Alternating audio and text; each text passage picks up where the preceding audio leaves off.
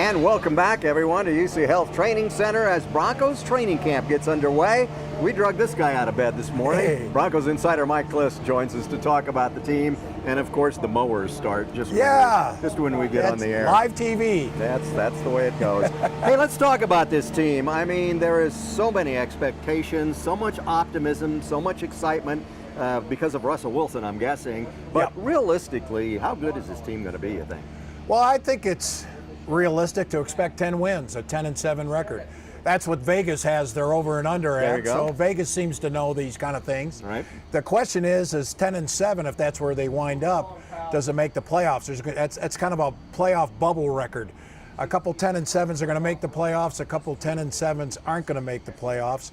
These guys, their expectations, they've already let it be known their goal is to win the AFC West, which is a home playoff. That's a tall game. order. That is a tall order after where this team is. But they've always been saying the last 5 or 6 years the missing piece was the quarterback. They got one now in Russell Wilson.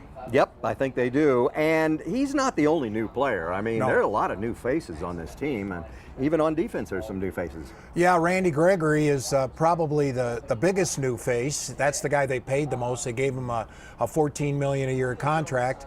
But he underwent shoulder surgery right away after he signed the contract. The Broncos were aware of it.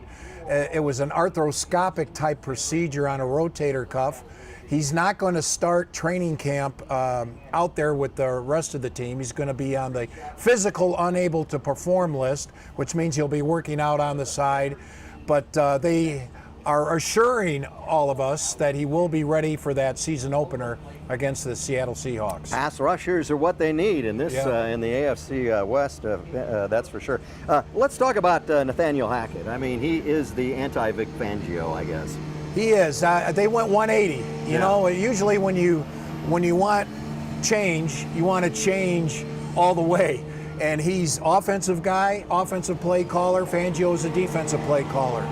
Fangio is more of a gruff, you know, I don't want to say Debbie Downer because but he was more low key. Let's put it. Low key, okay. It's understatement to say he was understated. Some call that boring, but yeah. This guy's bubbly. He's got this childlike, youthful enthusiasm, and so we'll see how that all plays out.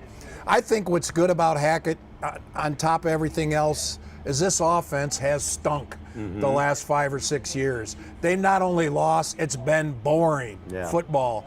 And Hackett with Russell Wilson, it should be at least exciting for the Broncos on the offensive side. That's what you need. I mean, you got to get the fans involved, and the last couple of years, this place has been half full at best. Oh, it has. In fact, the first week, I think they were lucky to have 1,000 people here. They're expecting 4,000 to 5,000 today. Yeah. They started lining up. The first fan was out there at 3 p.m. yesterday. We talked to him a little bit earlier. Yeah. 12:45. There were more fans. So definitely a Russell Wilson factor in Broncos country. All right. Okay. Mike Klis is going to stick around coming up on Channel 20 at about 7:15. We'll talk more. Maybe we'll talk about the new ownership group and get your take on that because, man, everything's new. The Broncos have new owners. It's even hard to, you know, it's been the Bolin family for so long. It's hard to fathom. It is. Yep. Rob Walton, Greg Penner, they're going to be approved August 9th. So less than a couple of weeks here in Minnesota. All right. Mike Klis, as always, good to see you. Thanks. We'll send it back to you guys.